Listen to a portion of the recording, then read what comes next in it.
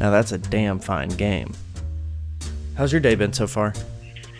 Yeah, not too bad. Just a lot of moving things around. My parents are moving house at the moment, so I've just been kind of helping them bag and box everything up. So it's been a little bit tiring, mate. So it's nice to just sit down now. Oh my gosh, yeah. Moving is the worst. Whenever I have to move, I never ask anyone to help me move because I know that that's going to come back and I don't want to help anyone move. Yeah, that's the kind of karma you don't want. Yes. Hello and welcome. This is the Hitbox Detective Gamecast. Today we're going to be having a review discussion for the 2022 action beat 'em up by Sloclap called Sifu. Joining me for this discussion is lordsofgaming.net assistant editor Dan Amoroso. Is it Amoroso or Amoroso? You said it right the first time, yeah. Amoroso. Amoroso. Not many people get it right the first time, so well done. Oh, okay, cool. After I said it, I was like, oh, I probably should have checked with him first, but I'm just going to wing it. Well, Dan, thank you for joining me today. No, it's a pleasure. Happy to be here. Awesome. I'm glad to hear that. For those that don't know you, tell us a little bit about yourself and your gaming background. Yeah, sure. So I've been gaming for probably the best part of 30 years now. Started way back in the very early 90s, and I've pretty much, throughout those 30 years, I've pretty much owned at some point every console that there's been. There's probably a handful that I haven't, but I was one of those annoying children who wanted one console, so then I got that one, and then I would trade that one in for the next one, and it was kind of like just a whole daisy chain. So it was very rare that I had more than one console at any one time. Mm-hmm. But I did manage to go through the whole cycle pretty much. Like I said, there's probably a handful that I didn't own, but yeah, pretty much owned them all throughout the last 30 years. So cool. Yeah, it's funny. My gaming history is really strange because in like late 1999, 2000, I got my first game console, which was the Super Nintendo.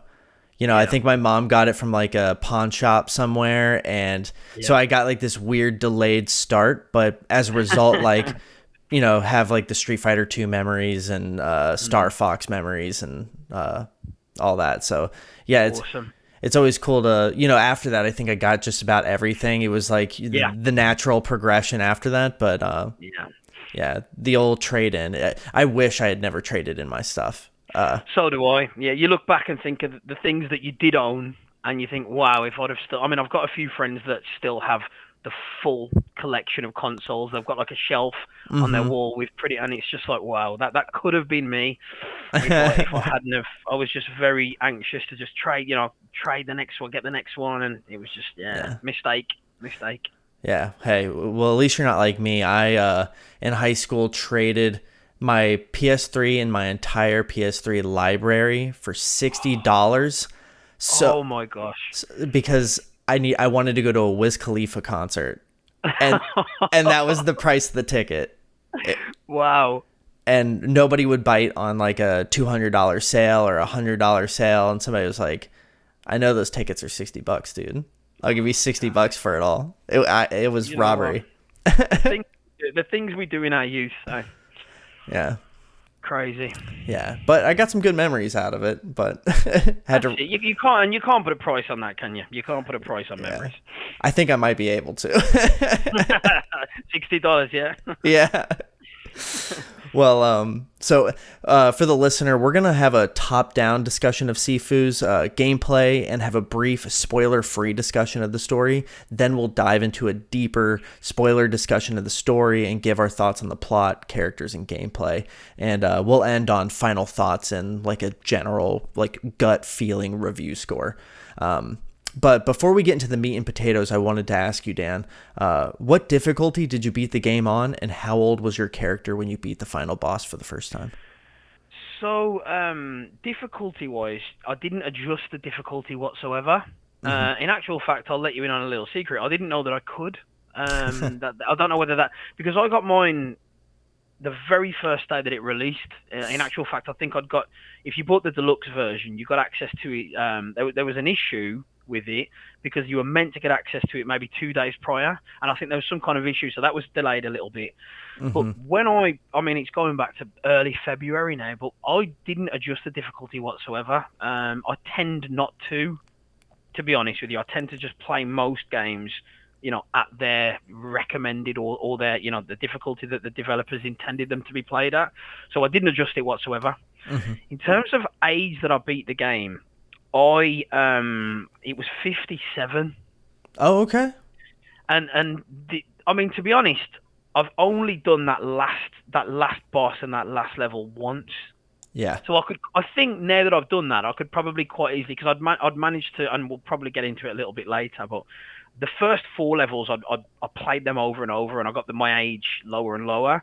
By the time I'd got to that final level, by the time I got to that last boss, I was so exhausted. I just wanted to get over the line. I got over the line, and then I didn't replay that final boss. So I'm quite confident that I could get a lot lower than that, but I just didn't. I just moved on to the next game. Yeah, I hear you. When I got to that final boss, I don't know if it was my like lack of ability to parry well Yeah, that was yeah, affecting me. I know that the second boss, when I was playing on Disciple, which is like the normal difficulty for the game, yeah, that second boss fight, I would get to it and be doing so well, be beating yeah, mini bosses without taking a single hit. And then I yeah, think my inability to parry successfully was just, it was either that or using the directional dodge yeah. on that boss. Because I played the intro so many times and I felt Mm, like the tutorials were kind of giving you the tip of the cap of how to beat the bosses. And yeah. for the second boss with the bow staff, they were telling you to do the directional dodges, like the hold L1 and press up or press down. And I'm like, that just doesn't sync up with me. I was like doing the pressing R2 and like dodging back to dodge moves. And It's interesting. It's interesting you say that, Ben, because I found myself almost overly reliant on that directional dodge. ooh, I overused it, and it was like the penny dropped for me with that. With that, you mentioned the second boss there, the staff, the guy with the staff, mm-hmm, and that's the moment where the penny dropped for me in terms of I realized how to play the game. That second level boss was the point where I was like, I get it now. It just clicked in my head. And after yeah, that, the bosses became, except for that final boss, like I said, that I just think was a little bit different to the others. All the other bosses, it became. I wouldn't say it became easy because it's definitely not an easy game, but it mm-mm. definitely became more straightforward when I just realized when it just clicked. If you can get that directional dodge right, the whole game becomes a hell of a lot more straightforward. Yes, yeah. Once you, it's funny because it gives you so many tools to Mm, use, and I think I quickly went to like what my preferences were, yes. and when I surrendered or like separated myself from preference, that's when I started to evolve and get better, and I think the Yeah. game does that really well. Mm, But so for the top down review discussion, I'm going to essentially read through how the game functions, essentially. At any point, just feel free to jump in if you have a thought about that, because sure. I don't want to just read a big block of text and you don't have to just hang back. Feel free to interrupt me. I do not care. No problem. Cool. So Sifu is a third-person action beat 'em up developed and published by Sloclap. The combat is inspired by Bak Mei Kung Fu and includes roughly 150 unique attacks. Basic attacks can be chained with combos, which gain the player a tactical advantage, either by stunning opponents or knocking them down, which I used that knockdown trip so much. That was like a great way of just like disabling an enemy. It was. The protagonist and enemies both have what's called a structural gauge. When the gauge is filled, the character's guard will break, opening them up to finishing blows. However, characters can block, evade, and parry incoming attacks. A well-timed parry will stun an enemy, allowing an opportunity to land strikes or throw the enemy in a particular direction. I don't feel like I used the directional throw at all. No, no, exactly the same for me. That's not something that I use very often. Yeah. I wonder how advantageous it would have been and to like maybe like grab somebody and like toss them out of the way so you could get to somebody else, but yeah, Yeah, because there are points in the game where there are that many enemies surrounding you. I mean, something like that probably would have been quite. I think there's a trophy as well for doing something with that throwing. I'm Oh, sure there's a okay. trophy relate. I'm sure there's a throw related trophy, but I didn't get it clearly. Yeah, But yeah, neither did I. no, Yeah, I think for the most part they try to link a trophy or a series of trophies to almost every technique at your mm, disposal, which yeah, it's cool because the trophies will like show our play styles if we go and look and see what we took advantage of. yeah, definitely. But there are opportunities to interact with the environment to aid in combat. Enemies can be hit or thrown over edges, which I fell victim to getting pushed over an edge quite a bit, and I didn't realize it was an instant death, even if you have full health. Yeah, And you can also kick stools at enemies to knock them down. that's And handy. Yeah, oh my gosh, yeah! As soon as I very unlocked that, handy. yeah, it was great. You can also that kicking stools technique. You can interrupt combos with that as well. So hitting that L1 or whatever console you played it on, immediately interrupts the combo straight. So it's a way out. If you're caught in a combo, just hit that L1 and it'll interrupt it straight away. Oh my god, I didn't even realize that. For me, it Yeah, was like a run away from everybody, kick that yeah, out at one, knock yeah, them down, and then try to get in and piece everybody up. And you can also use found objects as improvised weapons. Like I would like bust up a kind of like a divider in a room and like get like a bamboo pole out of it and be able to. yeah, I use that quite a bit. I remember. yeah. Oh, sorry. Go on. I was just going to say, it's incredible the difference weapons make in that game. It's absolutely incredible. They are literally, sometimes the difference between winning and losing is having a weapon with you. Yes. You would or I would find like pipes if I would like explored a little bit more and like went Mm, around a corner I wouldn't go around and just find like a pipe leaning up against a wall and be like, "Oh my yeah, god, this is why I'm getting absolutely destroyed." And then I yeah. would grab that pipe and go in there and just decimate everybody. And I love it. It's really intelligent how the weapons are not plentiful. There's not loads of them. So you've almost got to decide when to use them. Do you know what I mean? So Yes. there was one particular, I can't remember what level it was in, but I remember thinking I'd got to this mini boss and I thought, I wish I had a weapon against this mini boss. So Mhm. I ended up in the room before the mini boss. There was a weapon which originally I would pick that weapon up as soon as I went in the room. I'd use it to clear out the enemies, but then by the time I'd get to the mini boss, that weapon would be broken. Uh-huh. So you've kind of got to be tactical with it. And I ended up clearing out the enemies with my bare fists, saving that weapon till the end, then picking it up and then using that against the mini boss. So I like, little things like that I thought were really clever because they could have quite easily thrown weapons in every room, Uh-huh. but they didn't because it forces you to kind of, all right, when do I really need to use this weapon? I thought that was really clever.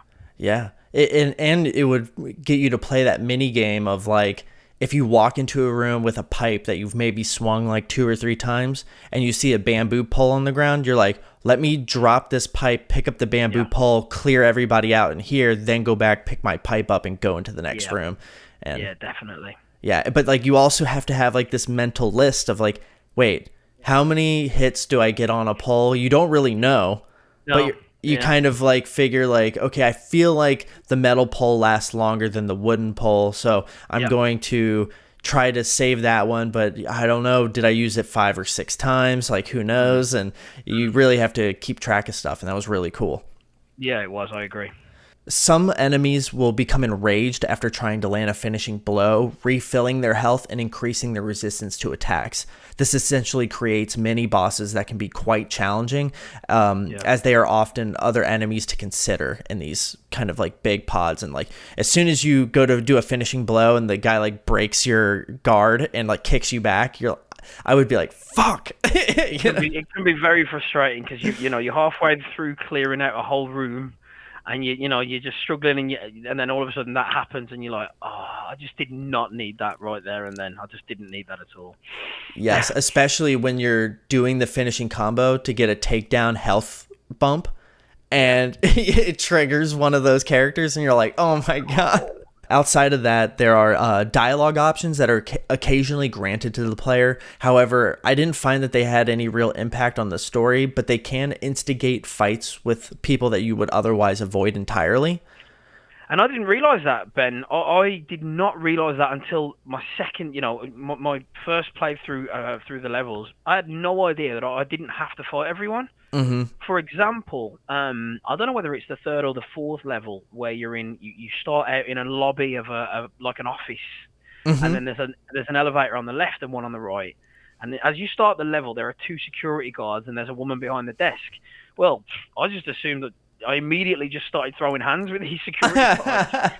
It was And I on thought, site. wow, I thought these guys are really tough to beat. And then it wasn't until later on I realised I didn't even need to fight these people. I could Yeah, have just strolled straight past them and walked into the elevator, no problem at all. But I had no clue that was the case. I just started throwing hands with everybody in sight totally. immediately. Yeah. When I think it's in the second level, you enter this area where this woman is standing up above you, and she says like you're about to be like tested, and all these Yeah, doors open and people yeah, just start flooding in. yeah, Afterwards, I was like, I'm gonna go whoop that woman's ass right now. yeah, Like, but you can totally just talk to her and then go through the yeah. door I and yeah.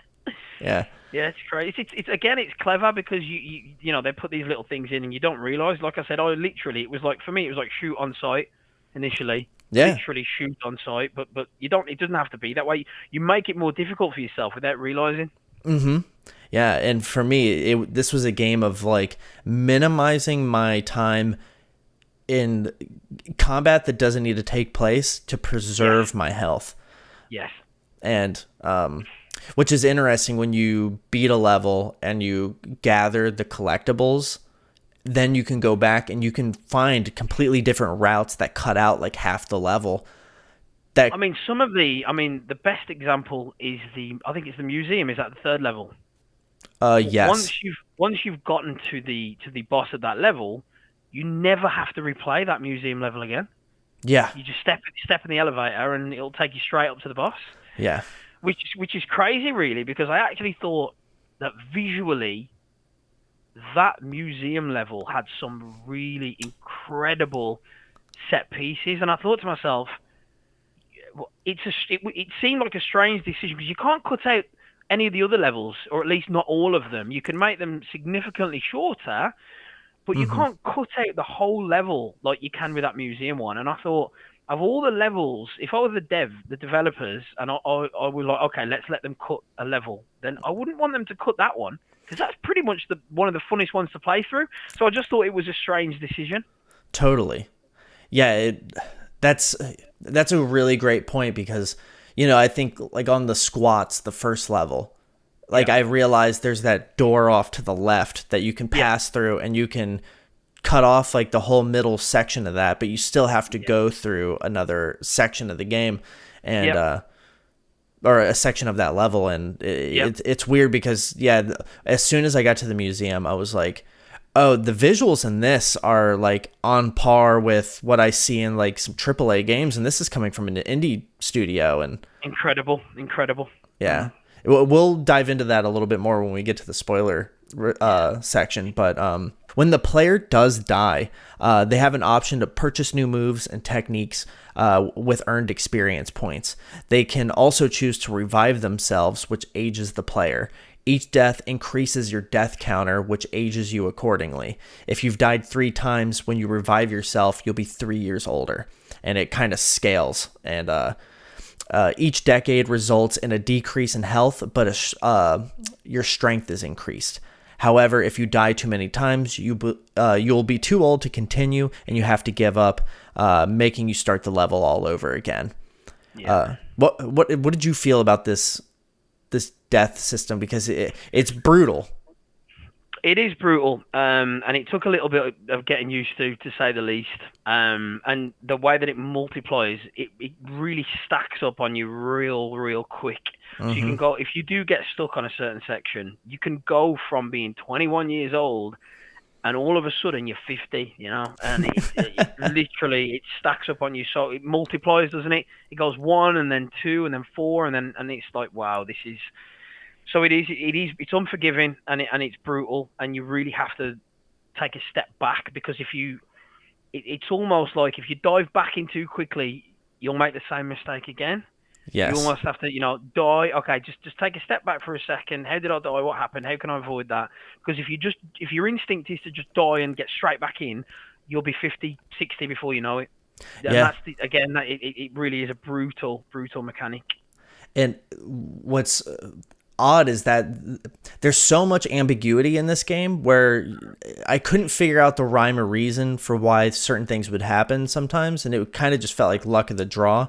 And sometimes, you would die and like revive yourself, and then I don't know if it was beating the guy that killed you without taking a hit or hitting a certain combo count, but sometimes you would get one back, like one age back off of, well, not like it would take you from being like 22 to 21, but it would take one off the death counter. Reset the clock counter thing, yeah. I found that too. It was very strange. Yeah. It would be interesting to figure out what exactly triggers that, but it felt nice to pull something off that felt cool and then get rewarded with that. And you're like, oh, maybe it was just that dude got these hands and that's why they gave me one back. Yeah, definitely. One thing I noticed was that you lose your abilities when the player dies, when you like give up. So there would be a time where, I would be progressing through a level and I would have made purchases in the first stage and then have moved on to the second stage, and I was like 22 years old, start making progress, but then, start getting pieced up by this end boss and get up to like age 40 something and go, you know what, I think I can do this without that. Let me go back to being 22. But then when I would do that, I would lose all the abilities I purchased unless I purchased the permanent upgrade. Yeah. And there were a couple of times where I forgot that and gave up and was like, wait, I lost my my ability to like catch a thrown object and throw it back and kick the ottoman out and trip people. And so then you have to like reacquire all of that stuff. That was an interesting mechanic, I guess, in terms of like, I thought it would at least revert me back to where I was when I started that level instead of just wiping everything. But, I think the game is going for like a harsh, brutal difficulty. So yeah, I think that's definitely their intention was to make this a tough game. The mechanic that you're talking about there with the abilities, where I feel that was definitely one of my least favorite things about the game. The reason behind it is because I just, apart from that, maybe the handful that you just spoke of there, I didn't find most of them to be useful, or at least if they were useful, I didn't use them personally, and I remembered looking down that list of upgrades and thinking,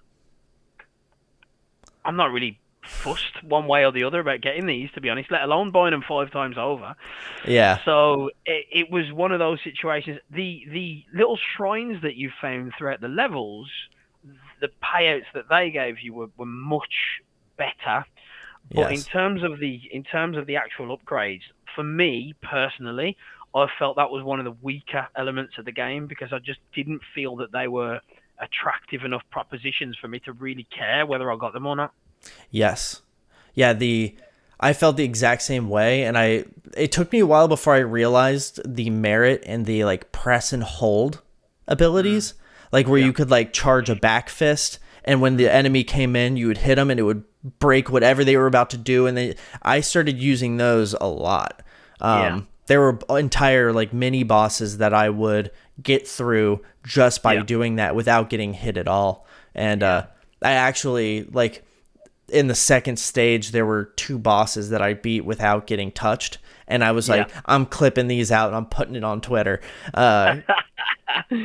Because one was, I think I just caught the guy 3 times with those charged fists, and that really worked. But the shrines, I thought, I even forgot to put them in the doc, so I'm glad you brought them up.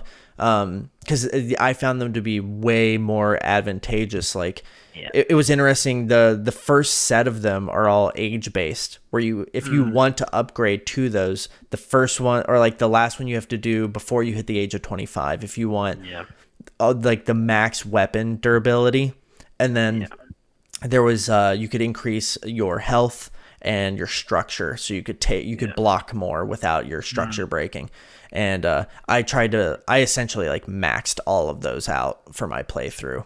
Because then afterwards, I mean, there are plenty of shrines. You can start dabbling in all the other stuff, but I like how they used like when you find a shrine, your like combo points can be spent, and your Yeah. experience points can be spent as well. Yeah. But if you find a shrine and you don't have any experience because you just spent it because you died like 2 rooms back, you don't have anything, so you're like, well, crap. You're screwed.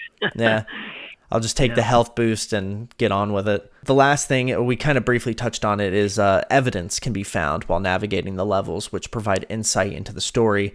Between the missions, the player can review found pieces of evidence on the detective board, and some evidence will open shortcuts for the player to utilize while revisiting levels.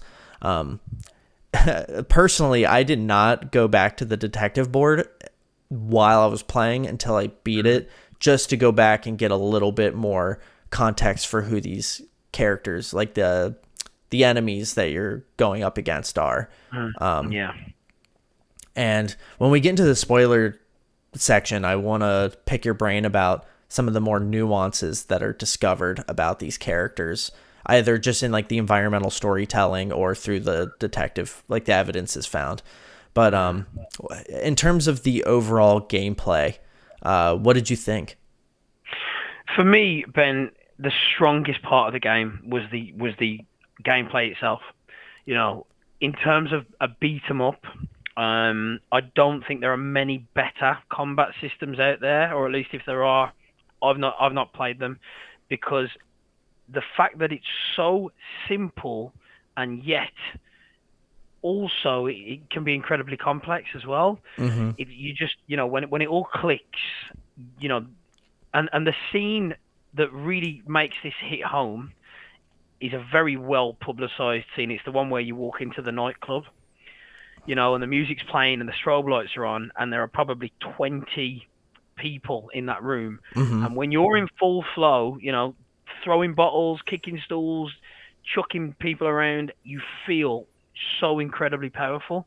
Yeah. And that is a testament really to the developers, because the combat is fantastic, really Yeah. really strong.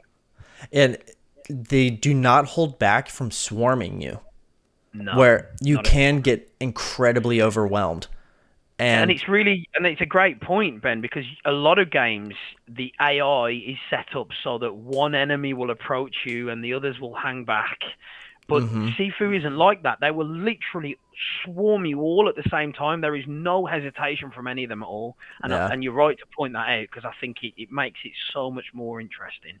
Yeah, you really have to find that tactical entry point into the crowd where you Yeah. find the straggler, the weak link, and Yeah.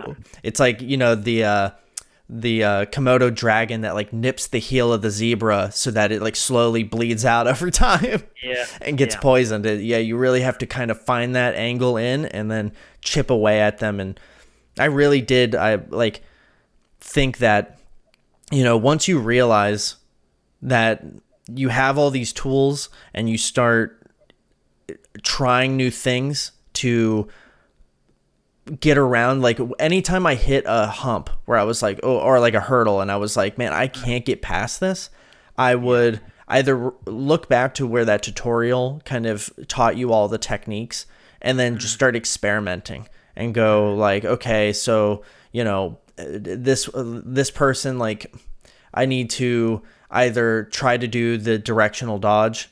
This person, maybe it's more advantageous for me to just like use the right trigger to step back, wait for them to come in, and when their attack cycle ends, just go in and just hit them with a flurry or try to trip them.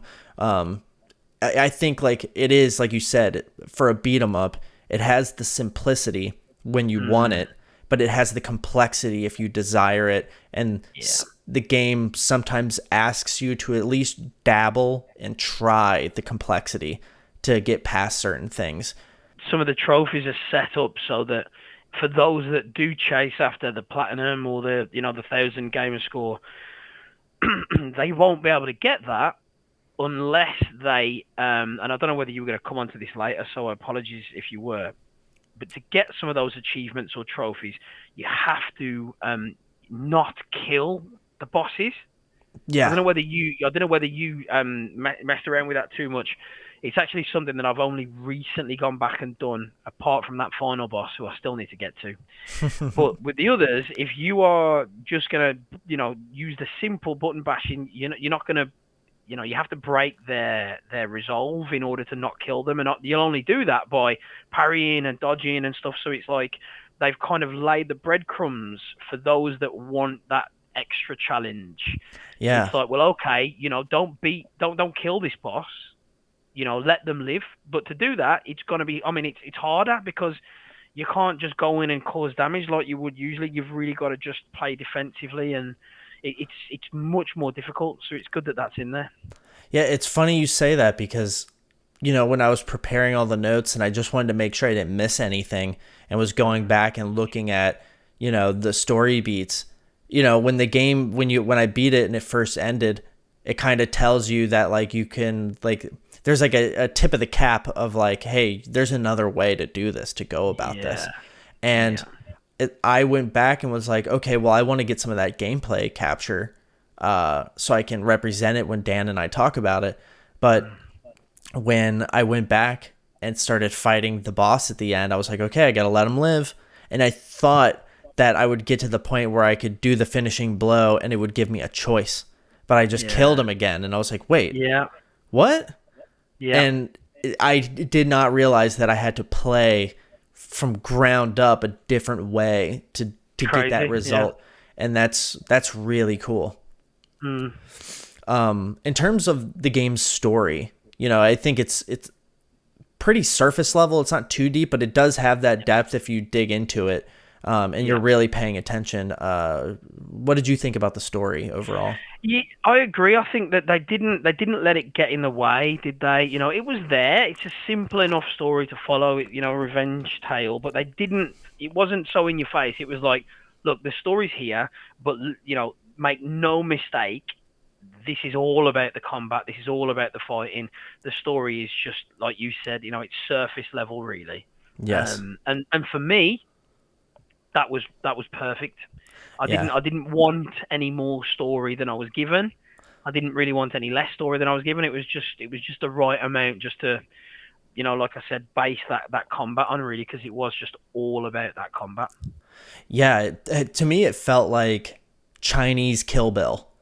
Yeah, yeah, I see that. I see Yeah. that. You're kind of on this revenge story, and when you do start to scratch the surface, and if you're paying attention, the environmental storytelling kind of gives you this like nuance to these characters that I was making notes as I was playing, and I was thinking like, man, like, am I the bad guy? Mm, mm, And then when the ending comes and you play that and they're like, hey, there's a different way to do this, I was like, oh yeah, I yeah. am kind of like revenge first nuance doesn't exist. It was all Mm, feelings, no facts, just yeah. blisteringly going through all that. And Mm, I think for the player that pays attention and wants that, it's there. oh, definitely. Yeah, definitely. Yeah, and like, cause I've been playing Shredder's Revenge, and maybe I don't think it's necessarily a critique, but in terms of like another beat 'em up, I'm like, okay, the story is kind of there, Mm, it like yeah. establishes it. You move through, you get these little like after you clear a level, you get this like, okay, now we're going to do this. So and it's really only contextualizing the next stage, but Yes. there's not that complexity there, and I think you could at very surface level feel the same way about Sifu, but if you're Mm, paying attention, there's the details there. the details there. Yeah. Yeah. We kind of touched on visuals, but we can wrap up visuals and audio into kind of one chunk. In terms of visuals and audios, or in audio, what did you think?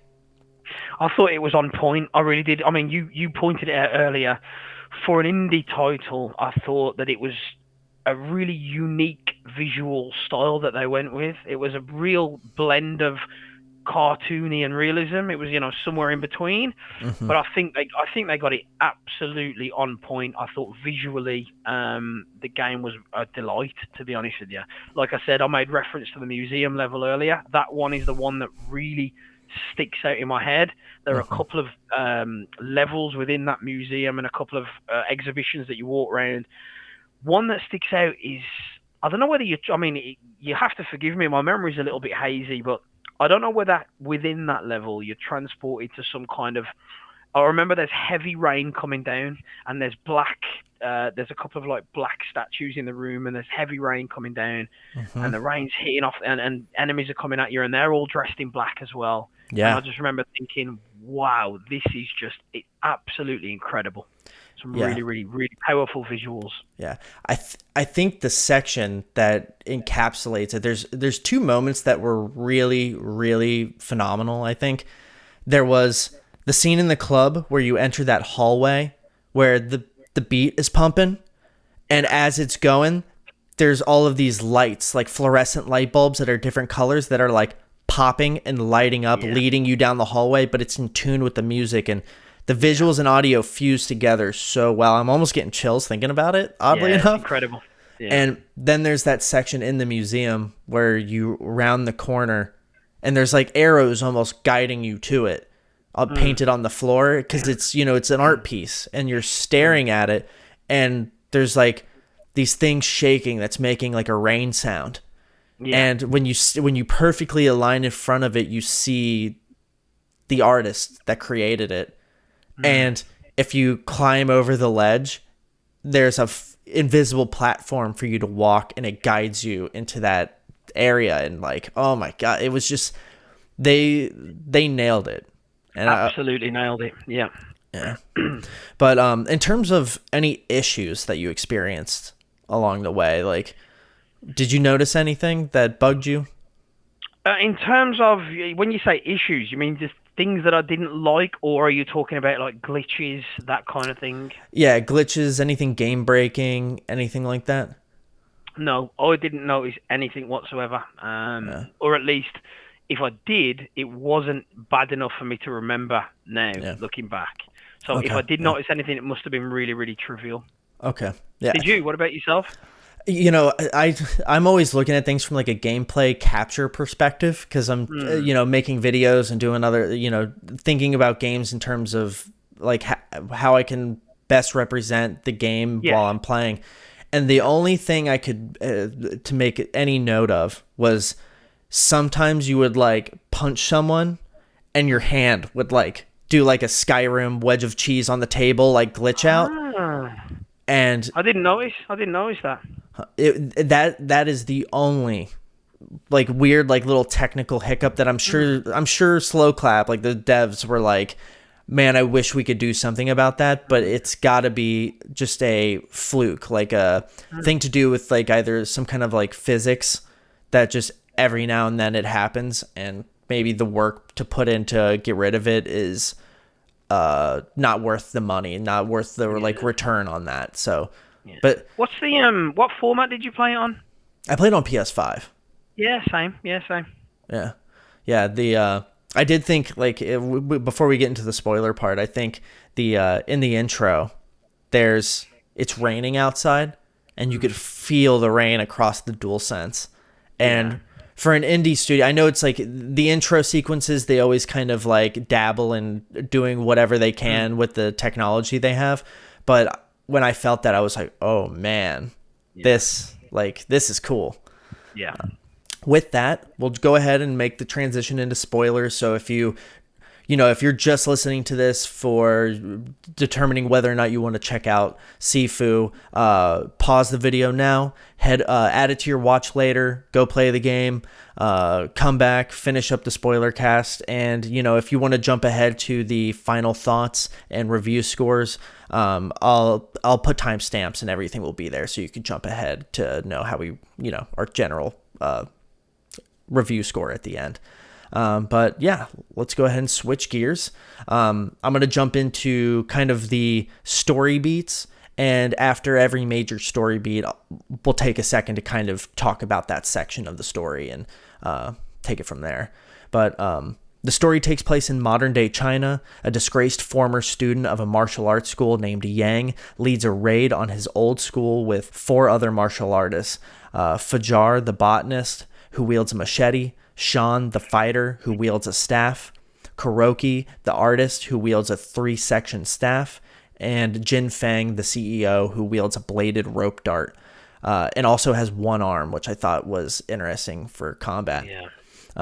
After he, Fajar, and Shan brutally kill all the students, Yang confronts the school's Sifu, who is fighting Kuroki and Jin Fang before Yang arrives. Declaring that Yang knows too much, the Sifu fights him, but Yang strikes him in the chest, causing him to suffer a fatal heart attack.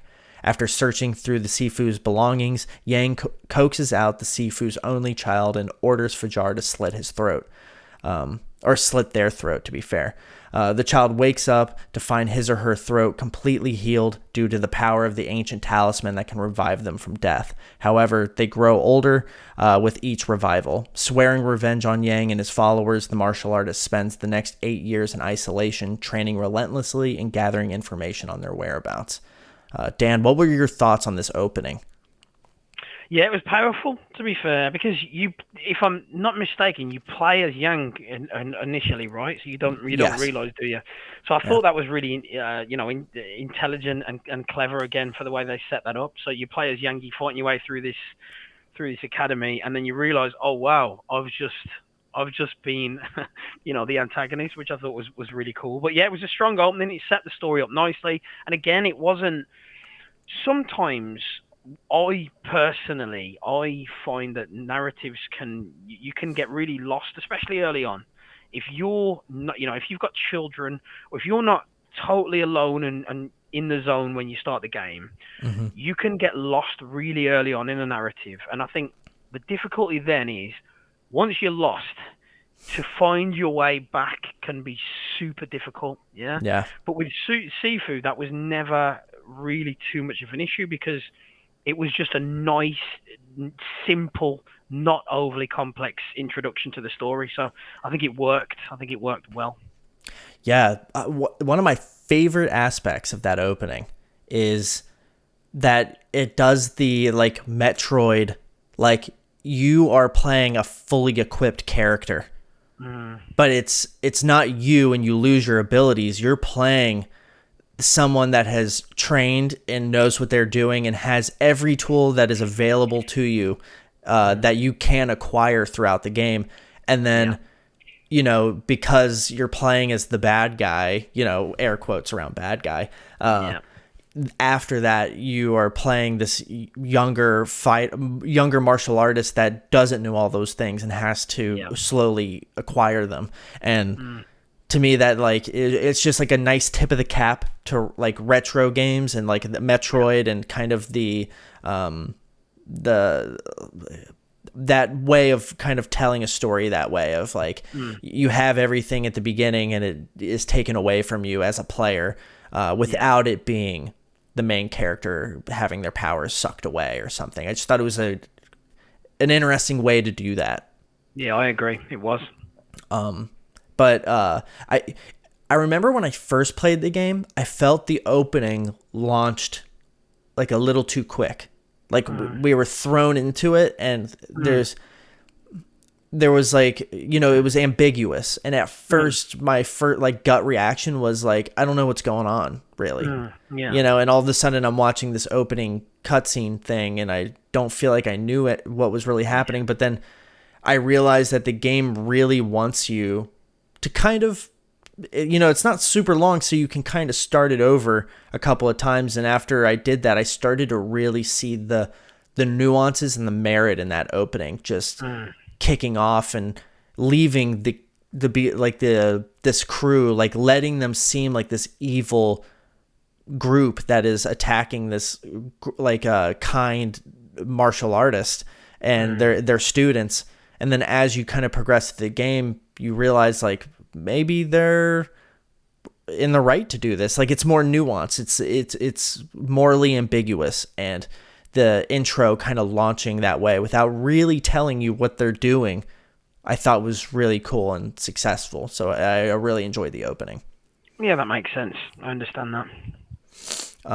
But after that, now as an adult, the martial artist tracks down Fajar, who now works for a gang of drug traffickers and has the ability to grow plants at his will. The martial artist makes their way through the squats, finds Fajar, and slits his throat with his own machete. What were I know we kind of briefly touched on it, but what were your thoughts on, the squats as a level, the drug dealing and like all of that stuff, and then the end boss kind of being this botanist that can grow things at will, and they're creating this medicine? Yeah, I thought it was a good opening level. I don't think it was, definitely one of the weakest levels out of the five, but I think it was a good introduction to certain gameplay elements. It wasn't too complex, the level, in terms of, I remember there was a narrow corridor section which was really cool. So when you're cool. walking through that bit was absolutely brilliant. Yeah. And again, when you make your way through, there's that warehouse section that sticks out in my head as well. Mm-hmm. And you've got all the botanists at the tables and stuff. And you can also, if I'm not mistaken, something that we probably haven't discussed, but you can get the drop on groups of enemies, can't you? They won't attack you until they see you. And it's not a stealth title by any means, but you can, certain large areas like that warehouse in the first level, if you go a certain route round it, around the outside, you can get the drop and you can take a couple of them out before they even know you're there. Yeah. Which I thought that was really cool as well. So good memories of the opening level. The first boss is probably the easiest out of the five. For and sure. I think he kind of has to be. You couldn't put Sean, the second boss. He's the one that sticks in my head because he's the one that I hit a wall with, and it was that moment that I realised how to play the game. But you couldn't have put him as the first boss because too many people would have switched off. I mean, I've got a couple of friends that got to Sean at the end of level 2 and subsequently didn't play the game again. Yeah. And I think, so having the first boss as somebody that was quite beatable, even you didn't really have to use tactics against him. You could kind of button mash your way through that first boss to an extent. Mm-hmm. But I think it had to be that way because they would have turned off too many people too early on if they didn't make that first boss somebody that was quite beatable. Totally. You brought up that corridor section. That was... It's the first time I've played a game that was like, we're going to take that scene from the Daredevil show on Netflix where he just whoops everybody's ass in that corridor and put that in a game. And that was super cool. But I agree. In terms of what the first level, or, not the opening level, but like the first like main level where you fight an end boss at the end, it felt like, in terms of like when you compare it to everyone else, it had the least amount of challenge, which makes sense, but also challenging your moral compass. I feel like it didn't do that unless I missed something. It didn't challenge my thoughts. Like, I'm like, okay, this guy's dealing drugs, like, yeah, he can grow plants at his will. And I'm sure that they're using those medicines in the therapeutic establishments that these 5 have gone on to create. But he seemed, at least at first blush, and I'm sure maybe I missed something, that it seemed like it was less nuanced, and I don't know if that was intentional to kind of disguise it a little bit more, and for you to go back and kind of go, oh, well, maybe they were just making medicine. But maybe they're not making, like, dealing drugs, but this guy looks at it like these filthy drug dealers, but there are people like passed out on like couches, like doped up. So, but there occasionally there's going to be some bad actors getting high on their own supply, I suppose. So after that section, we move on to Sean, who runs an illegal underground fighting club and has pyrokinetic abilities. The martial artist makes their way through the club and defeats the fighter. We've talked about this section a lot, but I think it is the kick in the teeth that really kind of establishes like the game as a really challenging game Yeah. that's going to test you, but also just the visual and audio feast that is on Yeah. display for you. What were your thoughts on the club? Yeah, I mean, you've hit home there exactly the points that you've raised. I think as a level, that and the museum are the two standout levels in the game. But there Hmm. are certain parts of that level in the club, like that initial nightclub section that we've talked about a few times, and you know, moving through that level, fighting the mini bosses and then getting to Sean himself. That whole segment, even though it's been 4 5 months since my first playthrough, I can still see that very, very, very clearly because it's just a really memorable section. And like I said, I would say that Sean is this. I mean, I don't know whether you've played Sekiro. In Sekiro, when you fight Genichiro at the top of the tower, that's like the part of the game. It's like the gate. You Hmm. open that gate, you'll see the game through. And it's Hmm. the same in Sifu. If you beat Sean, that's the point where you think, okay, bring it on. I can Yes. do this. I can do this now. You don't get that feeling after the first boss, but Sean is like the rite of passage. I feel in Sifu. Once you beat Yes. him, bring it on. I'll take on whatever's coming next. Yeah. Yeah. He's the litmus test, you Yeah. know? And one thing I think we forgot to talk about in the last stage is that each boss has like a second phase. Yes. And Yep. Sean, when he like takes a drag off the cigarette and flicks it, and when it like hits the whole battlefield you're on, just gets like engulfed in flame and like is Yeah. charred and almost has like a volcanic atmosphere to it. Mm. And the difficulty ramps up in Oh, that second absolutely. phase. Absolutely. Yeah. And that, oh man, like I remember getting my ass kicked by Sean, and Oh, yes. Yeah. just being like, oh my god, if I can just beat this guy. And then I finally did, and I was like, wait, Yeah. that's just the first phase. Hmm. Fuck. Yeah. I've progressed like 2 decades in life trying to beat this guy, and Yeah. I only just did the first phase. And oh man, Sean really is just like the you're right, like he's the gatekeeper. He's the one that's like, Yeah. okay, you might be able to get to the title shot if you can get through, this guy. This is Definitely. I don't know if you're familiar with MMA, but he's the Romero of the middleweight division. Of like, if you'll take the fight and you can get through him, you might be able to win that belt. Yeah. And it's the build up to him as well. Yes. Because you don't it's the two. He's got the man and woman mini boss outside the room, Mm-hmm. and you've got that whole build up to him is extreme. And like I said, my friend, I've got a good friend who loves challenging games, but he found that whole section to be enough for him to say, "I'm done. I'm out. I'm not going to pick this game back up." And he's somebody that's done all the Dark Souls games. He's not somebody that's adverse to a challenge, but he just found that section, having to replay that section. And even when you do, the thing is with Sifu, even when you do best a boss, Mm-hmm. you've probably got to do it over and over and over again because the chances of you besting the boss at a decent age Mm-hmm. is pretty. It's not enough to just beat the boss. You have to master the boss, and that's the difference.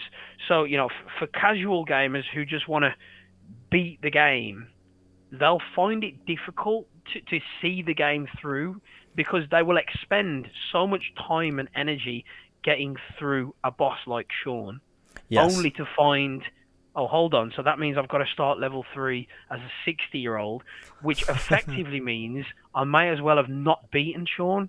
There Yes. isn't any point beating Sean unless you're going to do it and keep your age under 30.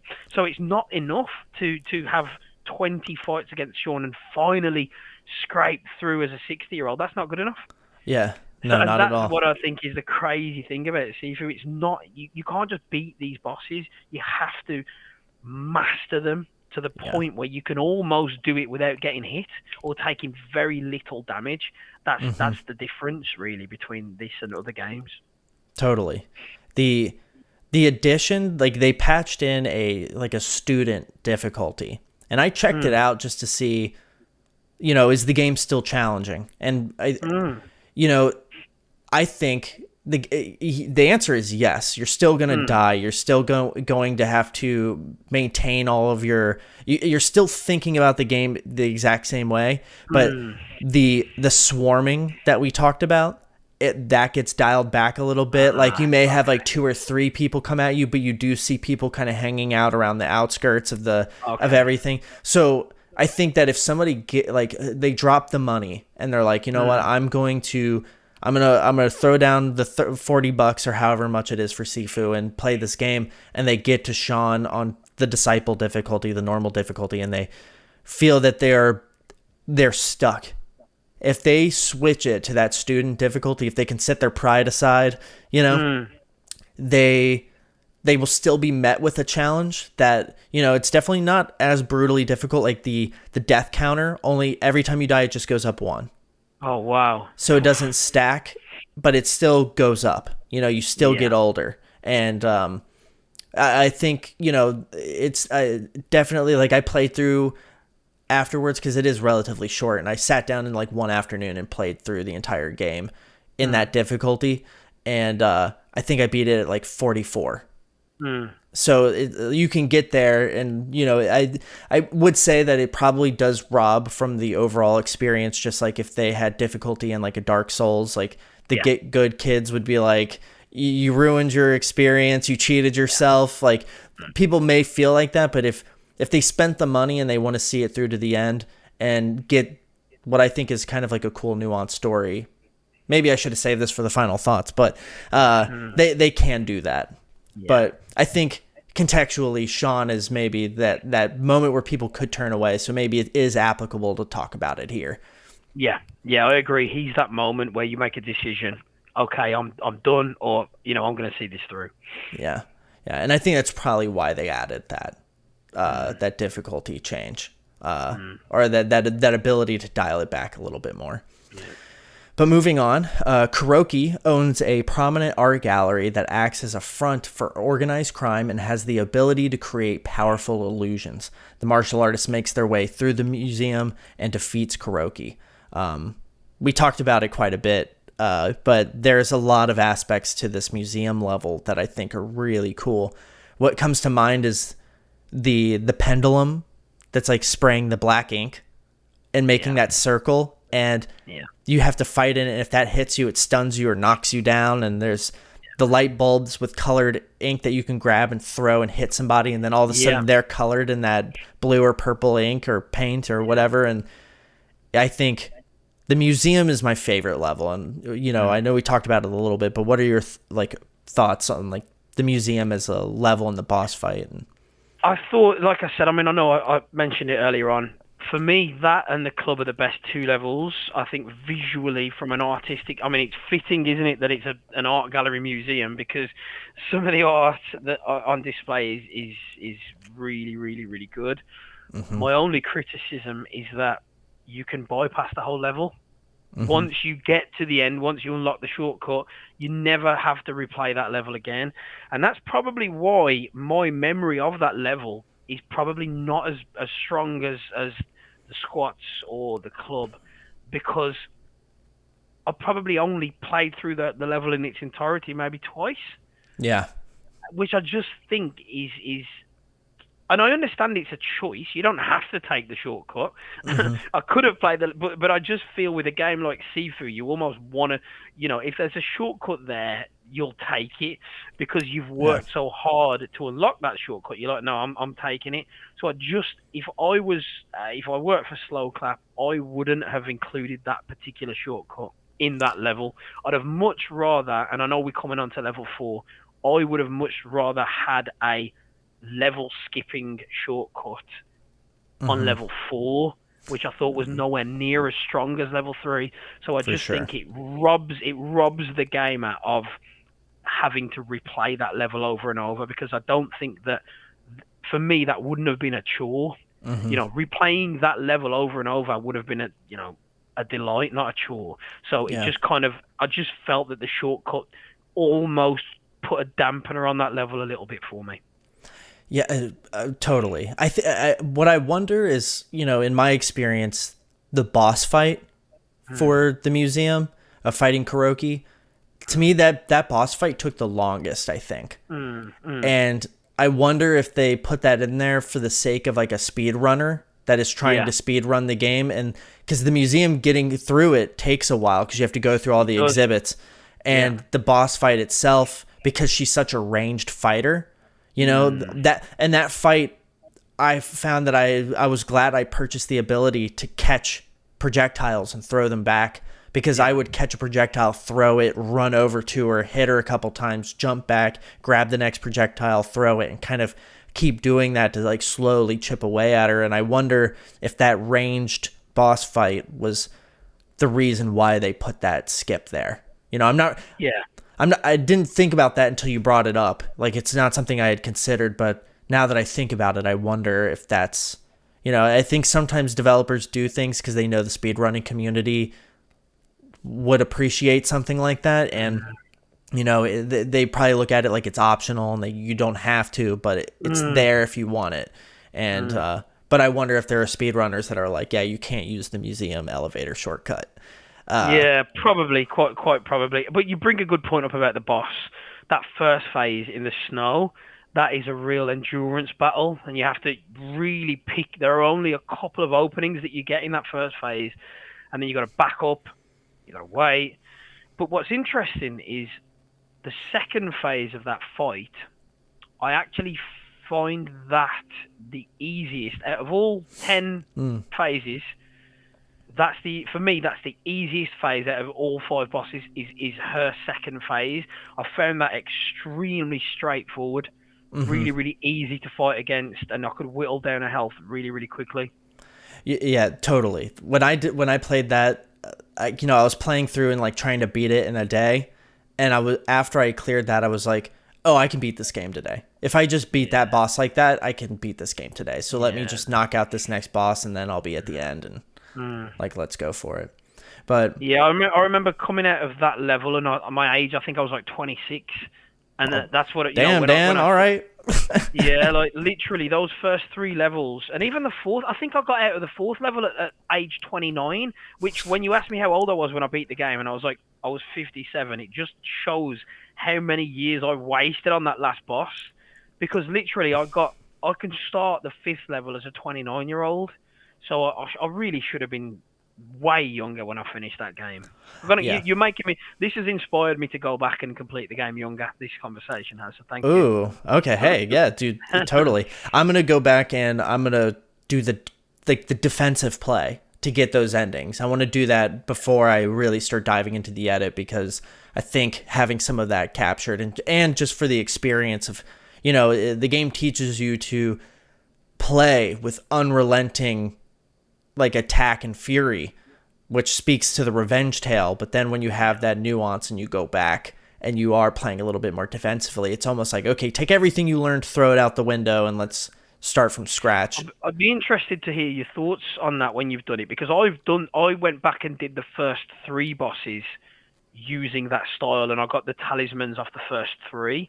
Okay. I found it trickier on the fourth, Okay. and I haven't yet done it on the fourth or fifth, but I got the first three, I would say, relatively comfortably.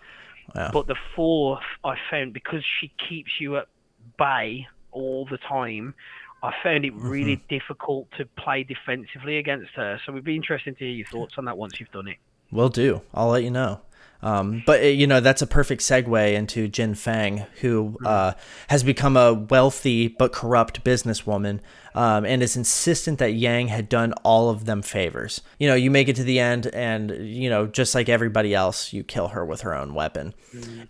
What I found to be the most interesting part of this fourth boss is this. This was the time where I think the story and the environmental storytelling really started to hammer home that, like, they kept saying to you, like, she doesn't want to fight you, like she's left this life behind her, like, Mm. and you're like, it doesn't matter. Mm. And the what I also liked is that while you're doing that, you think you see the tower and you think that this level is going to be you climbing to the top of this tower, but it's almost a symbol because you actually go into the basement. And as you're playing through, you're being confronted with that she doesn't want to do this, but you just keep sinking lower and lower into revenge, and the actual level takes you into the basement instead of taking you to this height. And I think if that's what they were trying to do, I might be getting too English teacher reading into the symbolism a little too much, but to me, I was like playing and I was like, dude, what the hell? I did not expect this game to do this. And I think, combat aside, that is the highlight of this stage for me. So what were your thoughts on the tower? I didn't even make that connection in my head that you just made there. So I don't know whether the developers were trying to do that or not. I mean, if they were, like you said, that is pretty powerful. I wasn't a huge fan of the stage, if I'm honest, especially the part I found once you do go down into the, it's kind of like you're inside like a cave, isn't it? Yes. With all these protruding rocks and you're going further down. I didn't necessarily find it anywhere near as aesthetically pleasing as level 2 or level 3. So it's probably one of my least favourite stages. I also I felt more penned in. Yeah. When I went down that I mean, the first half of the level is not so bad, and it's a big level as well. I don't know whether it's the biggest level in the game. I would wager that it probably is. Maybe that in the museum. Yeah. But it's almost like 2 levels within one. Yeah. Isn't it?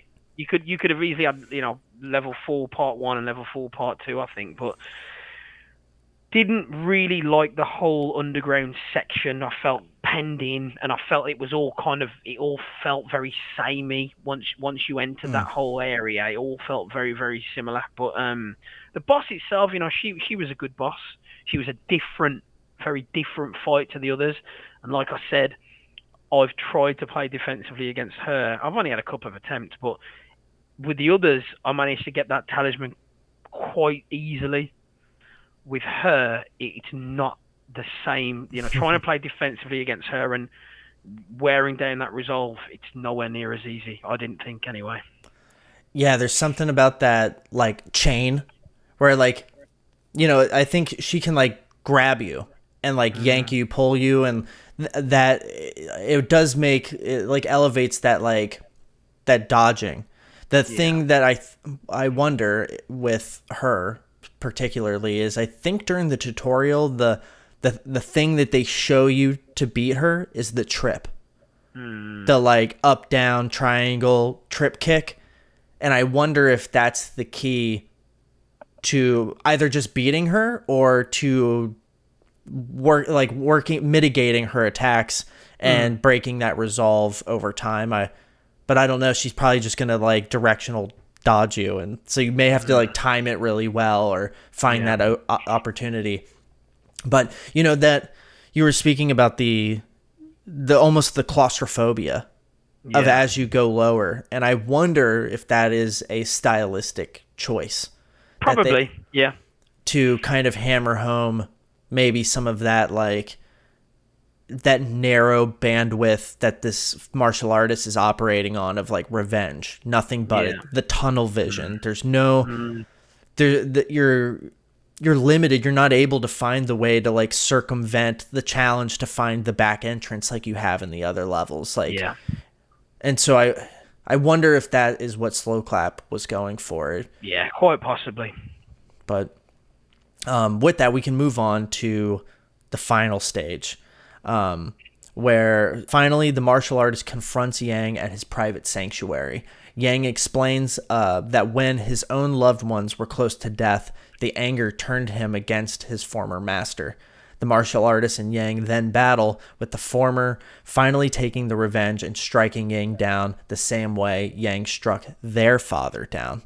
So during this stage, we find out that Yang and the martial artist are brothers, or siblings, I should say, because you may pick boy or girl. The whole time making your way through the like almost like this therapeutic like resort kind of place for people to heal. And we learned that Yang is a healer. I think maybe the former Sifu was maybe telling Yang that he couldn't use the talisman to heal his his family and friends, or I forget what was it. His loved ones were close to death, and I think maybe the Sifu was saying he couldn't abuse the talisman to heal them, and that's where that anger came from. But Yeah. what did you think about this level overall? To be fair, I thought it was quite an odd setting for a final level, if I'm honest. I don't think it was the strongest level, visually, or, the layout of the enemies, enemy types. I don't think it was the strongest level. So I thought it was quite an odd choice. It wasn't a bad level. I just thought it was quite an odd, a strange choice for the setting of the last level of the game. The boss, Yang himself, really, really prolonged fight. Yeah. Took a real, again, similarly to the boss, I think, did we say the fourth or the third one of them took ages? I think it was the same against Yang, I thought. And that's probably the reason why, once I beat him, I didn't try and better my age. I got out of there at 57. I probably could have gone back and fought him and got shaved loads of years off that, but because it was such a drawn-out encounter, again, very limited openings, you can't go toe-to-toe with him. You've just got to kind of wait, get the odd one in. So, not my favourite level, not my favourite boss either. So I don't think...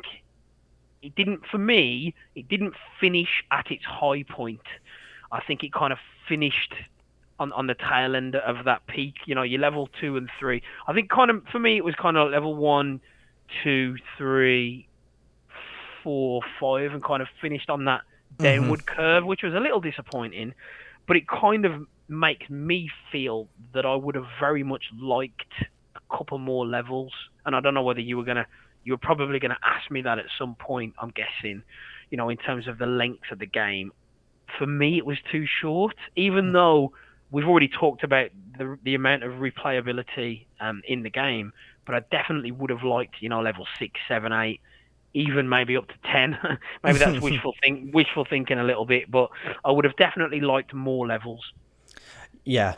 Because I think that the way to circumvent that was like, oh, let's just take the replayability angle of now replay it, but play it in a different way, which I think is clever. And for an indie studio to take that angle, I think that that's really cool. And, I hope Sloclap gets to make another game, maybe not exactly like Sifu, but something where they can expand a little bit, because, I think with how gruelingly difficult it is, the length of the game, being able to beat it in like 3.5, 4 hours, something like that, does make it a nice thing of like, okay, I'm going to sit down and I'm going to play this, and it's going to be challenging, but I know that sometimes the term weekend game feels like it has like a pejorative connotation to it, but I think Sifu is like one of those like master class weekend games where it's like, you don't have Elden Ring to play.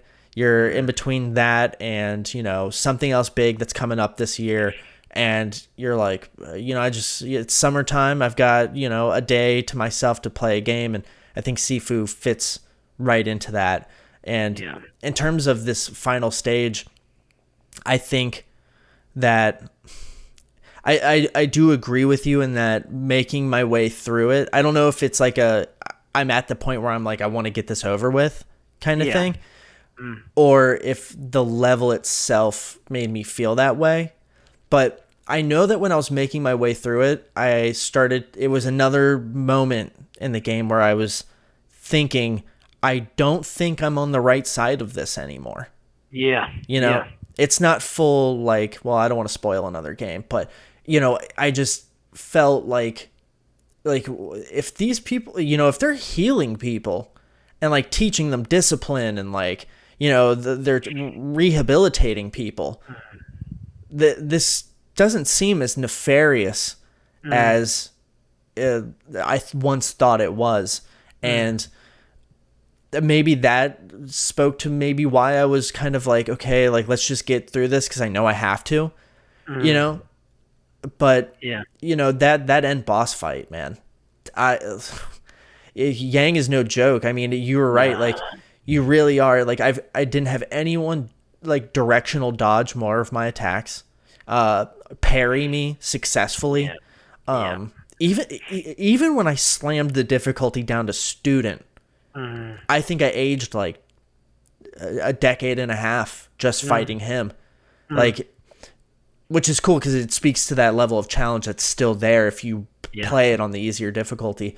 But the because there's the first stage where you're like in his office, and I remember that was taking forever, and I was like, oh, okay, this is just going to be the only fight that's one stage. But then it like takes you back to Yeah. where he fought your father, and I thought that was cool. But when I got to that second beat, I was like, okay, I know I've already aged like 7 years, but like let's bite the bullet, let's get through this. And yeah, I mean, just brutally difficult, Yeah. but in a way that I don't think made me any better. That's maybe my only criticism of that final boss. I think that's really, really fair. Yeah, I think it's really fair. I agree. I don't think, I didn't find it to be particularly. The other bosses all had elements where I thought it was really enjoyable, even though they were kicking my ass. Really enjoyable fights. But I don't really have fond memories of that last encounter, if I'm honest. It didn't Yeah, make me do anything tactically really, other than it was just a waiting game for me. It was yeah, just literally just wait for a 1 second opening, take it, and then revert back to defending, and then you wait for that next second opening, and you're like, my gosh, this is going to take a while. I've got tea in the microwave.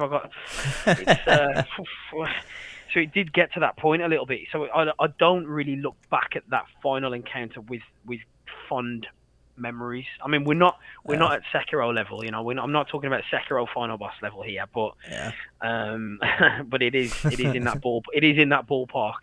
yeah. The only thing I would say that makes me kind of look back at it with, I call it rose tinted glasses, but the in terms of like real life martial arts, you look at something like mixed martial arts on its highest level.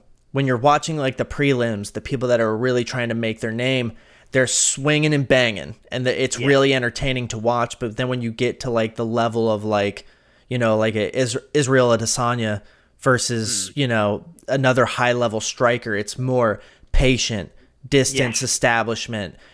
Yeah. It's not when it if you're a fan of mixed martial arts, you appreciate the patience and the fight IQ. But Mm. it's if I think from a gameplay perspective, you want to like go nuts and like unleash what you know. Do you know what? When it comes to final boss encounters, I always find that there's a really fine line between relief and a sense of relief and a sense of accomplishment.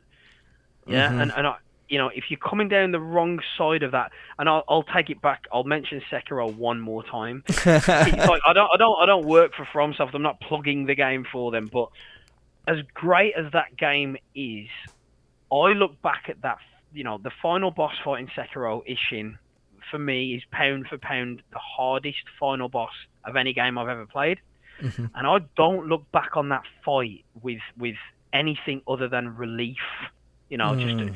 thank God that is over. I never want to have to do that again, and that's the reason I haven't really replayed Sekiro too many times.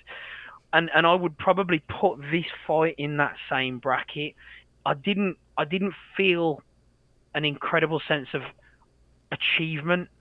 It was more relief, Mm-hmm. and I think that really says a lot about my thoughts on that final fight. It was more a sense of, thank God that's done, rather than I really feel like I've achieved something by beating him. I had to switch up my tactics. I had to fight. You didn't feel like as weird as it sounds, Ben. I don't know whether you'll agree. You almost don't feel like you need to be on your A game to beat him. It's just a waiting game, if that makes sense. As long as you're blocking and you're dodging, it's literally you can wait him out and beat him. You don't necessarily have to bring your A game to the table. You could be having an off day and you could probably still beat him just by playing extremely defensively. Whereas some of the other bosses, you do need your A game to win Yes. them, to beat them. But I didn't really find that with Yang. I don't know whether you agree or what, but I think I agree in that mm, with the other bosses, the whole time you're like, I need to preserve my age.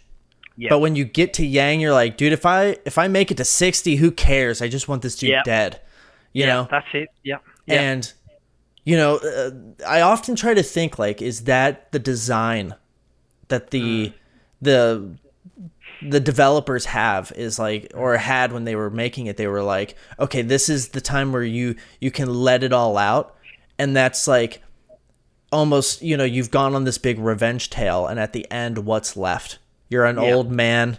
yeah, You did it at what, and you come out of it not even feeling that accomplished. You're more just like, okay, it's over. But now you're yeah, an old man, you're closer to death. And it's like you have the opportunity to go back and do this in a different way.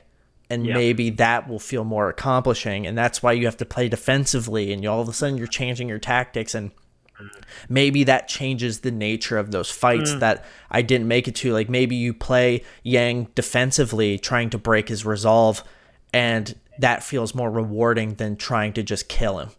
mm, And that's making me want to go back and play Sifu more, which is really cool. yeah, And it's a good segue into kind of like the final bit of this, where after killing Yang, the martial artist has a vision as their younger self of a grave and a smaller grave in red light. They then hear their father chastise Yang for stealing the talisman instead of guarding it. Yang angrily explains that he cannot find any other way to save his wife and daughter other than the talisman's power, but the Sifu argues that Yang dishonored his oath and lost his worthiness. The talisman sends the martial artist back to before he began tracking down Fajar, stating he or she who has kung fu and wooed, which is a morality thing, makes the other know he or she can break him. His or her hands go out like lightning, and the other doesn't want to fight anymore. The martial artist decides to go back through with going after the 5 martial artists, this time yeah, allowing themselves to spare however many of them they would like to. They also yeah, find that not only is the talisman's statement accurate about all 5 martial artists, including even Yang, but also that all 5 contribute to making the martial artists reconsider their stance on their revenge or reinforce the importance of Wood, with Kuroki, Jinfeng, and Yang explicitly challenging the martial artist's prior beliefs. And the game has 2 endings, depending on the mm, player's actions. I've only seen the original. And same, same. Mm. do you want me to read through that alternate ending? Yeah, go for it, mate. Yeah, go for it. Okay, because I'm interested in seeing it, but at this point, I think I understand where it's probably going, so I don't mind having it spoiled for Yeah. me. If the martial artist spares all of the targets, their fight with Yang continues into the grave site from the other ending, this time in the real world and bathed in sunlight. After sparing Yang, the martial artist dies from injuries sustained by fighting Yang, but because they adhere to the principles of Wood, the talisman enables them to attain enlightenment.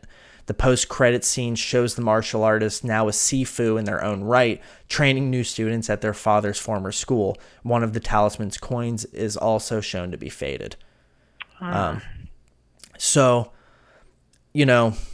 we've kind of talked about the game's length, the replayability. We mm, have shared deeper thoughts on the gameplay, and I feel we've discussed the nuances of the bosses, each in their own right. But your thoughts on that ending? Is that an ending that you think would feel more accomplishment seeing through just from like the story perspective? Do you think that would make you feel those feelings you said you felt were lacking when you first beat it? yeah, I do. To be fair, I think that arc, that taking the character on that journey, using different tactics to overcome those bosses, I think that would all culminate in a really more fulfilling ending. To be fair, so I would be interested in going back and doing that. Like I said, I've done the first 3. So I need to do the fourth boss and the fifth, and that probably is something that I will do at some point. Because I would like to obtain that second ending. Totally. I feel exactly the same way. Mm. But with that, we can move on to our final thoughts. I know you only had an hour, so I don't want to take up too much of your time. I appreciate you jumping on the call a little early just to make sure we cover everything.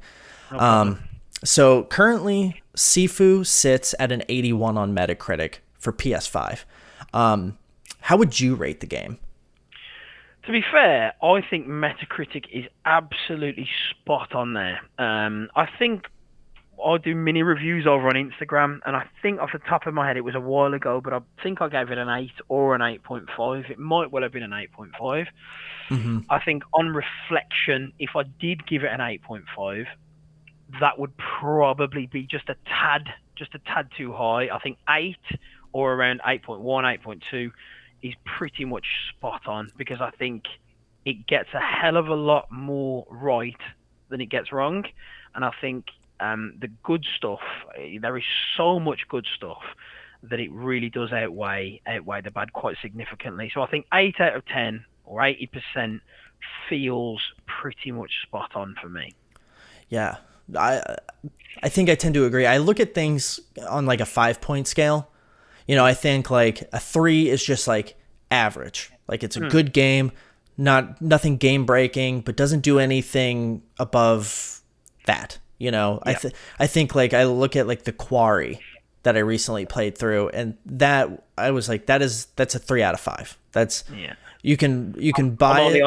I'm only on chapter 7 there, mate. Okay. On that, I'm slowly crawling my way through, but it's Okay. from what I've played so far, I think you're pretty much spot on there as well. Yeah, but I think Sifu, instead of just being a par for the course beat 'em up, Oh, it's so much more. it does enough to bump it up. Yeah. But I think when I look at maybe game length, and like, there, it being like a 4.5 feels right. And I think, I don't know how that extrapolates into being, like I'm terrible at math. So I don't know where a 4.5 puts it. Well, a 4 would be pretty much 80% bang on. Okay. So, yeah. So feels right, doesn't it? And Yeah. I think you're right. You're right to call out, the game length. And the other thing that I think it really got wrong was the upgrades. We talked about that earlier on. Mm-hmm. They just weren't significant enough to feel a sense of achievement from getting them. So I think they got that really wrong. And, game length, even with the replayability, you think, 5 levels. But on the flip side of that, the combat, everyone who enjoys action combat games needs to play Sifu, whether or not that's just to get a sense of how the combat plays, or whether they actually end up seeing it through. That's two different things, because I know we spoke about it earlier. I don't think Sifu is a game that casual gamers would see through. Sifu, see through. See what I'm saying? Yeah. Very good. But at the same point, you've got to in terms of just pure combat, it's one of the best experiences that I've had with a video game. It really is. For sure. Yeah, I think it's other games will be hard pressed to knock Sifu out of my top 10 this year. I have like a list where I can like drag and drop and move things around, and whenever I start a new game from the year, I put it at the bottom, and as I play, I kind of move it around and kind of figure out where I want it. And as soon as I beat Sifu, I was like, okay, this is getting bumped up. Like this is in there. Yeah, and you get into those weird like, well, I think when you're doing like a top 10, you don't look at things like score wise. It's like a gut feeling. Yeah. And so I think you're right, Ben. I think aside from Elden Ring, which for me, from the moment I'd switched it on, was always going to be game of the year for me. I don't think that was ever in doubt. But aside from that, I can't really think of a game this year that I've played and enjoyed more than Sifu. And I'm including the likes of, Horizon Forbidden West in that as well, because as much as I loved that game, it didn't give me that sense of enjoyment, that originality that I got from Sifu. You know, it was very much more of same to an extent. Yeah. Forbidden West was. So for me, it's easily going to be. I mean, I can't see me playing another 3 or 4 games that bump that out of the top 5. So it will, for me, I think Sifu will be in the top 5 games this year that I play. Wow, right on. Yeah, I think you bring up Horizon Forbidden West, and I think where that game kind of suffers is that its narrative is so intriguing and it's so cool, like where they go with that game and what they do. But the minute-to-minute gameplay in Horizon, even in the first game, always kind of, I felt disconnected. Like, I'm just using the arrow. I'm not using everything because I know I can just pick everything apart with arrows. Very good point. Very good point. Yeah. And currently my game of the year is Triangle Strategy, which I've not played that. I've not played that. I never expected it. It was my first like tactical RPG. Yeah. And its narrative was so interesting, but the gameplay, like when I sat down to play Triangle Strategy, the world melted away. Like I was in it. And when, I thought these like plotting kind of tactics games where you're thinking and strategizing, I thought it would be very easy for me to like pick my phone up and like, but I never thought, I was only focused on the game and how to best strategize. And I think Sifu very similarly has you, the gameplay has you so gripped that definitely, even when you're making your way to the next section, you're still locked into the world. And that's where you pick up the environmental storytelling and the visuals and the audio, and everything just comes together so well. It's something that I hope that like, I almost feel bad being like, it's a 4, but because I think it does so much so well and like does upgrades or like do the upgrades feeling lackluster, and the game length really take away from that experience overall, where I kind of think like maybe it's a little higher, but I don't know. I feel like 4 is like a measured like review score. Or an 80. For me, I would agree with that. I would say an 8 or a 4 or an 80 feels right for me. But saying that, I think if it was a little bit longer, it could have quite easily been a 9. I think if there were just a few tweaks, it could have quite easily become a 9 for me. Yeah, I agree. Very, very, very, very strong game. Yeah. Well, hey, Dan, thank you so much for joining me today. No problem. This conversation was so much fun. It was like, maybe like halfway through, I was like, oh my God, this is exactly what I want this show to be. Just people that love games, just gushing about them and like talking about them, getting into the nitty gritty. So, and I know we went a little long, but I really appreciate your time. No, that's fine, Ben. I've really enjoyed it, mate. Hopefully we'll do it again. Yeah. My hope is to beat Elden Ring this year. Well, I could talk all day about that, mate. Don't worry about that. Okay, bet. I have it tentatively put in my like upcoming projects of like Elden Ring review discussion Spoilercast with Dan. So yeah, pencil me in for that one, mate. I've got a lot to say about that. You got it. Well, so definitely take the time to let people know where they can follow you and what you have going on. Excellent. Yeah. So, like you said right at the start, you'll find my writing on lordsofgaming.net. So I try and get as many articles out there as I can.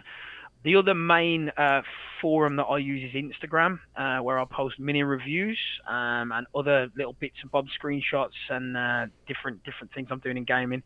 So if you want to follow me on Instagram, it's at infinite_ammo_gaming, and that's ammo with 1 M, so that's AMO. I'll send it over to you on type anyway, so maybe you could pop it in, Ben. But yeah. Aside from that, mate, yeah. Cool. Yeah, I think, one, I'll leave your link to your Instagram in the description box below so people can click that and go find you. I think your Instagram's great in that I almost can't believe how much thought you put into these mini reviews and how frequently you drop them. Like there's always, I feel like every day there's something, and every day I go and I read through your, and it's a block of text, you know, like you put some thought into it. It's not just, I watched Star Wars A New Hope and it doesn't hold up, but 3 out of 5, you know, like it's, you know what? It's a good discipline, believe it or not, because Instagram isn't the normal channel where you would post reviews. Instagram should be for photos, right? But what I find really interesting is the character limit that it gives you to work with. You've got 2,200 characters, and over time, I've disciplined myself to really use those characters well. You can't drag on for a certain thing for too long. You've got to kind of hit all the points and summarize in 2,200 characters. So it's a challenge, but it's great because it, like you said, it kind of keeps the review really succinct. You know, bam, bam, bam. Overall verdict done. That's it. Yeah, you got to trim the fat and use a good economy of words. Yes. And yeah, no, that's probably a really great exercise. I like the way you put that. Yeah. Viewers, thank you so much for listening or watching. Again, if you enjoy review discussions and spoilercasts like this, you can show your support by simply subscribing to Hitbox Detective on YouTube and by following me on Twitter at Hitbox Detective. I too write for lordsofgaming.net, so if you want to check out Dan and I's writing, you can go to lordsofgaming.net, and we're both pretty active on there. I've really ramped up what I'm trying to contribute to the site lately. So, I think I took like a month off because I got so like just entrenched in a video project, and I was like, I'm a writer for the site. I got to do more. So I have like a daily warm up where I like peruse the news and try to find something. But again, thank you so much for your support. Take care of yourselves, and remember, lead with love and stay hydrated. Dan, you want to say anything? No, thank you. That's all from me. Thank you very much. Right on.